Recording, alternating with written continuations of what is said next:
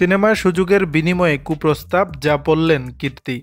Casting couch নিয়ে Hollywood ও বলিউডে জোর আলোচনা সব সময় থাকে। চলচ্চিত্র জগতে কাস্টিং কাউচ বা অভিনয়ের প্রস্তাবের বিনিময়ে যৌন হয়রানি নতুন কিছু নয়।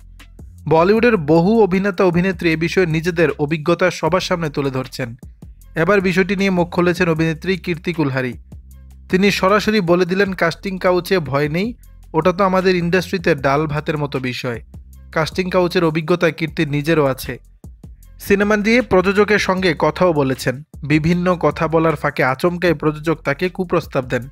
ইঙ্গিত দিয়ে বোঝান সিনেমার বিনিময়ে প্রযোজকের সব প্রস্তাবে রাজি হতে হবে। সঙ্গে সঙ্গে অভিনেত্রী পাল্টা প্রশ্ন করেন, একই কি কাস্টিং কাউচ বলে?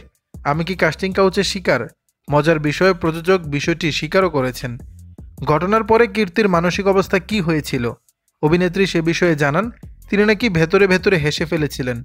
কোনো মতে নিজের হাসি চেপে জানিয়েছিলেন তিনি একটু অবাক হননি, ভয়ও পাননি, কারণ তিনি ইন্ডাস্ট্রিতে পা রাখার আগেই এই শব্দবন্ধের সঙ্গে ভীষণভাবে পরিচিত। দর্শক, বিষয়টি নিয়ে আপনাদের মতামত জানাবেন নিচের কমেন্ট বক্সে।